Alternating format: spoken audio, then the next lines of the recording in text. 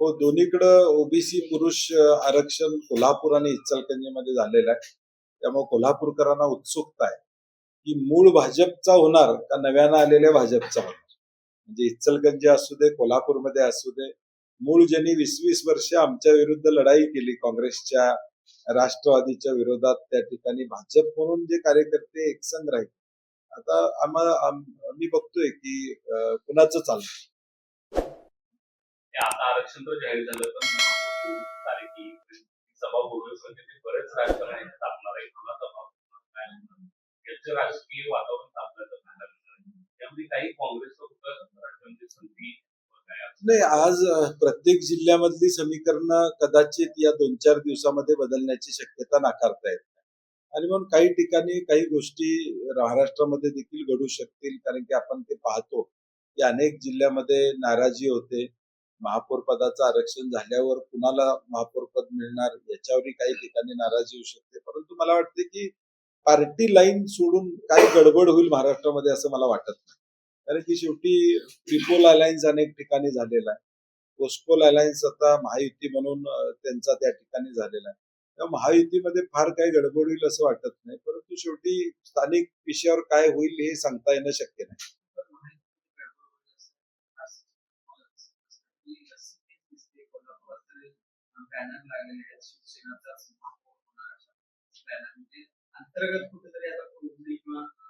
मला वाटतं शिवसेनेला इथं महापौर पद मिळेल मला वाटत नाही. त्यांनी मिळवलं तर त्यांचं अभिनंदन करावं लागेल की कारण की मुंबईतलं हॉटेल मॅनेजमेंट आपण बघतोय की नगरसेवक हॉटेलला शिंदे गटाचे ठेवलेले, त्याच्यावरूनच लक्षात येते की काही गडबड निश्चितपणे त्या ठिकाणी. त्यामुळे मला नाही वाटत कोल्हापूरमध्ये शिंदे गटाला महापौर पद त्या ठिकाणी मिळेल.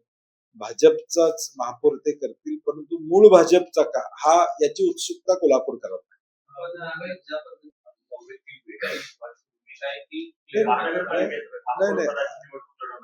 नाही. आम्ही आता आमच्या गटनेत्यांची किंवा आमच्या नगरसेवकांची बैठक घेऊ, कारण की आम्ही 27 तारखेला पुण्यात जाऊन आमचं रजिस्ट्रेशन, कारण नवीनच नेम यावेळी केलाय, तो मला वाटते त्याचा विचार सरकारनं करायला पाहिजे होता.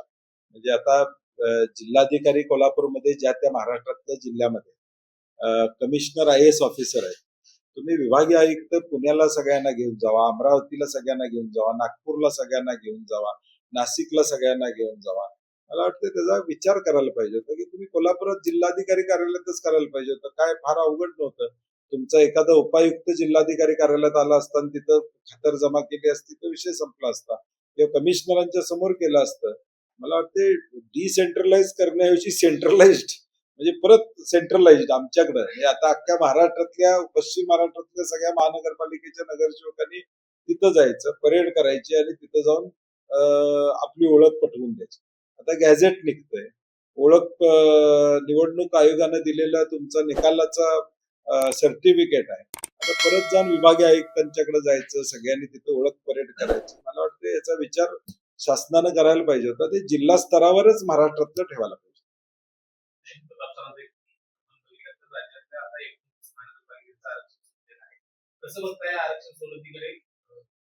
नियमाप्रमाणे निवडणुकीच्या आधी आरक्षण जाहीर व्हायचं, परंतु आता शेवटी नियम आणि कायदे आता सरकार म्हणेल तसे असतात. त्यामुळे आता ठीक आहे, आज आरक्षण झालेलं आहे, त्या पद्धतीने आता महापौर निवडी महाराष्ट्रामध्ये होतील. मागचा प्रेसिडेन्स त्यामध्ये धरलाय का, तो एक चर्चा करणं महत्वाचं आहे. कारण की मागची आरक्षणाचे विचार करून पुढची आरक्षण निघाली पाहिजे, हे साधारणपणे एक थंब रूल आहे. तो आता त्यांनी सगळ्या महापालिकेत लागू केलाय का, तो बघणं गरजेचं आहे. कारण की जिल्हा परिषदच्या गटांचे जे आरक्षण झाले ते मागचे आरक्षण गृहीत न धरता नव्यानं आरक्षण अशा पद्धतीचं नियोजन त्यांनी केलं होतं. म्हणून मला वाटतं आता यातून नवे महापौर 11 वर्ष महानगरपालिकेमध्ये जिथं लोकप्रतिनिधी होते तिथं नवे महापौर त्या ठिकाणी येतील आणि त्यांच्या माध्यमातून शहरांचे प्रश्न सुटतील अशी साधारणपणे अपेक्षा.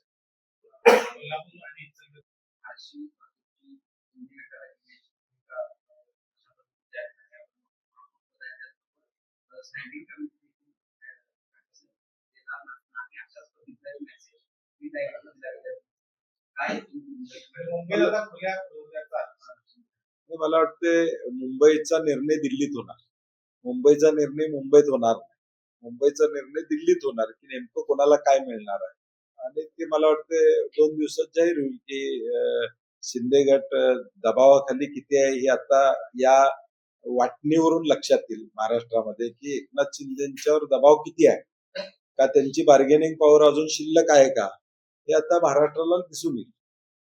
काल विचार असतो या सगळ्याचा निर्णय आल्यावर सगळं मला वाटते काल एक सोशल मीडियावर व्हॉट्सअप व्हायरल झालेला आहे की मुख्यमंत्री काय काय निर्णय घेणार आहेत.